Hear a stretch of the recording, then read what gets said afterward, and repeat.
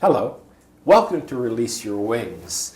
Our topic now is feminine leadership, which might be a better title than masculine leadership, but it might be balanced leadership. Let's see where we can go with this. I'm Dan Bagley. Shireen Chadha is once again my partner in discussion. Hi, Dan. Good to see you. So since it's feminine leadership, you have to take the leadership role here, and I'll just answer whatever questions. No. When I mean feminine leadership, I didn't mean to exclude males. I was specifically thinking about masculine and feminine qualities. Right. And feminine qualities in leadership. That. And it could be a male having feminine qualities in leadership. And when I mean feminine qualities, it means like compassion and forgiveness and love and mercy and trustworthiness and things like that. So the Taoist yin-yang symbol, which is male and female energies sort of in that circle working together, is really what we're talking about right. here. And also each of us embodying both those qualities. Absolutely. Not waiting for a male to come and embody the initiative and the courage and all of those masculine qualities, but each of us embodying those qualities. But there's some qualities, feminine qualities, I feel the world needs right now. More than ever before. More than ever before. And I feel that Brahma Baba, our founder, really recognized that and put females in front. So he left a legacy of feminine leadership. And I want to share some of my experiences in India. So in India, the Brahma Kumaris are quite a huge number. And there are a lot of very senior yogis who are women. And interestingly, they lead with their quality of motherhood. And I never understood till I experienced it firsthand. What does it mean, like your motherhood as leadership? Right. You go there and they give you all this love and they feed you and they, make sure, but people do follow. Absolutely. Like there was this recently I went and someone didn't do something right. And so she very gently said, oh, you should do this better. It was like such a mother, and that next moment that young girl was out and doing whatever needed to be done, the way it should be done. So women build community better than men, by and large. But as you're saying here, and I think it's important that we understand, the sex that we walk around in, the gender that we have, does not determine. It's more, do we use both? Do we use both? And also to that right now, I feel we need feminine qualities more. And so also there's a different dimension. We all bring different qualities to the table when we're leading. We all do.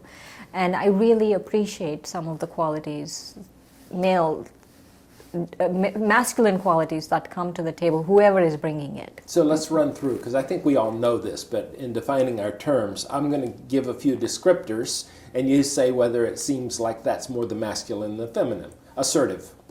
Masculine. Absolutely. Adaptable. Feminine. Supportive. Feminine. Empathetic. Feminine. What do you think? Aggressive. I'm with you. I've got them in two different lists. Aggressive, I feel, is more masculine. Yeah. But Strong. Strong, more masculine. Yeah. So this is the combination. How can you be strong and gentle simultaneously? Right. Or when you need to do what. Right. You don't need to be. And so sometimes I feel like aggression is not necessarily just a male thing. Oh, yeah. And when I was working, I remember when I first started working in corporate America, that I used to have female bosses, a few, and they were more aggressive than the men. And I mean, I'm not judging them in any way, but I later realized it used to really rub me the wrong way at that time because I used to get bossed around a lot. And so I realized that they were of an older generation of women who really had to fight. Right. To be there, to be in that really high management level in corporate America, they really had to fight. And so because of that, their masculine qualities were so pronounced that it was more than even the men. I understand that. Yeah. And so what I'm saying is right now, we don't have to be apologetic about our feminine qualities because the world really needs it. Leaders really need feminine qualities. Right. So even females don't need to be apologetic about their feminine qualities because the world needs it right now. So regardless of how you feel about her politics, Margaret Thatcher was one of the most aggressive male strategy female leaders in the world at that point in time. So it isn't really as gender-based as just these things which work. Now, are there some contexts where the masculine is more suitable or the feminine is more suitable that you can think of? I have one in mind, so don't say there's never a context. Okay, tell me what If we're in a fire and the firemen come running in and they say, "Follow me," what I don't want to hear is, "How do you feel about leaving?" Sometimes in an emergency, we need bottom line stuff. Now, here's the paradox. There are very few emergencies in this life that the process is not important as well. So sometimes just having a say, just being heard, as part of the process, I think, which is, of course, the feminine side of leadership, is listening. Right. It's like I said, we all bring different qualities to the table. And I feel I have to first embody these masculine qualities and feminine qualities, both. I have to embody both. Each of us has to embody both. And that's actually the aim of the Brahma Kumaris. We have an aim in which says that both masculine and feminine qualities have to be balanced in each of us. Yeah. But also the other aspect of that is I feel that more than males, females, all of that, if we really have love and respect for each other, internally there is not even a slight discrimination based on gender. Yeah. I think we really will progress a lot. As a leader, I think really that's very important. So having that compassion, by the way, will move you toward the softer side of it, but also knowing what you want, having values that are very important to you should also be part of that. Right. I would assume. Right. And the other thing I feel to even go beyond masculine and feminine qualities is for a leader at this point, I feel we have, for us, especially spiritual leaders, I feel we need to remember that I'm channeling God or God's love, God's qualities, not God. I'm channeling God's qualities. And like love or compassion or all of those things that endless love for everyone, God's endless love for everyone, that's what is really needed in the world right now. So if I do it well, I would assume my ego is getting out of the way of this. And just the loving, the being of total unconditional support. Exactly. And we use the word instrument, and it sounds a bit unusual, but we use the word instrument, that I'm an instrument for God. And the word yoga actually means that I align my will with God's will. And so that you're aligning your plan with God's plan and God is using you to bring out whatever. And that comes from a deeper understanding for us.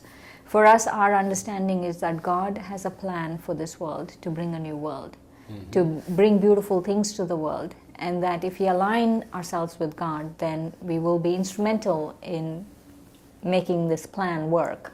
So let's bring the ego back in, because that is almost, and by the way, the ego, I'm guessing, is a little more on the masculine side, because that means I'm in control, follow me, I'll be the champion here. But sometimes the ego, as I'm using it in this example, is moving us away from that unconditional, the nurturance that we need, that unconditional acceptance. Right. So how do we know if we're falling too much of one or too much of the other? Do you have any little tells that you think, uh-oh, now I'm too much on the yang side? I feel that whatever is necessary, if I'm acting as God's instrument, right? Just like a good instrument in a good surgeon's hand really always does good things. So if I surrender myself to God and really be His instrument, like a surgical instrument, like I really channel, then whatever is necessary for that particular situation will come through. Yeah. I don't know if it's where the BKs go, but my pet Achilles heel is the importance to me of being right. And if I hear myself arguing for my rightness of mine, then I know I'm way out of line with where I want to be really. Right. So, thank you. Let me be right. Now, in that construct, sometimes we're doing the wrong things for what might be the right reasons. As we become more fanatical in a belief, we might step on people in order to make sure others get it. Or something. I always feel being kind is more important than being right. Ooh, nice. Yeah, yeah. My I like kindness that. is rightness. Yeah, that's very good. And being right is really a state of ego. Mm-hmm. I mean, it is, I'm right, and therefore, almost always, the other side is wrong. Right. So, then when we're dealing in feminine leadership things, how do we keep that consciousness? Is it your meditation in the morning? Is it your meditation to really remember at all times that you are acting on behalf of God? We all have to serve someone, right? Yeah. That Bob Dylan song. Yeah, it started playing in my head when you said it. We all have to serve someone, so we might as well pick someone higher. Yeah. Who is really, we know that if we align ourselves that there's something beneficial going to come out, and that really is important. So meditation seems very general, but in leadership I really always try to remember I'm an instrument. Right. And I mean, kindness. I'm playing on behalf of God. I am acting on behalf of God. I'm channeling God's qualities. So those are the things that I have to remember. So many years ago, a spiritual mentor of mine, a retired Methodist minister, Dr. Oscar Plum, long ago deceased. And I'm a young upstart, and I have very definite views on religion, and I'm riding with him and getting to know him. And I say to him, I think you need to know this about me. I don't have a single religious belief I wouldn't trade in a minute for something better. Man, if you talk about, taking the glove and whap like that, and I'm waiting, because I'm baiting him for an argument, which was my strategy and my style then. And he's driving, and I'm sure it seemed like 2 minutes, but I'm sure it was like 10 seconds. And as he's driving, he gets this very benevolent smile on his face. He turns to me and said, "Yeah, me neither." Or me too. And of course he's saying, what I feel I've got right now is the best I can offer. You don't have to believe it, but let me tell you what I found in 70 years on this planet. All and right. in a funny way, that was a feminine approach. I will honor you where you are. Right. And I will love you in this moment. Of course, he won me immediately at that. I mean, every defense fell off of me in that. Right, in that right. moment. This thing about honoring and respecting what the Yeah. other brings to the table is so important. And I feel that if I don't have certain qualities, but I can have that quality, it's my quality if I honor and respect that quality in you and that what you're bringing to the table. Yeah. So in a community, then what happens is your victory will be my victory because Absolutely. your quality becomes my quality. Absolutely so. And in that, if we feel we're not getting enough of the respect, the understanding and all, that might be our little indication to give more of what we feel we're not getting, Right. which is the feminine approach. Right.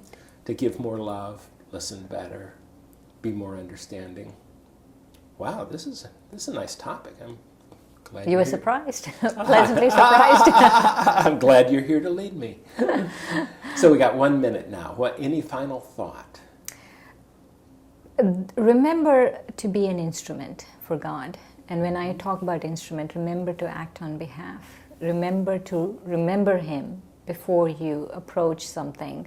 And especially in leadership, I feel that right now to channel God's unconditional love for everyone, endless love for everyone, is more important than anything else. I like that.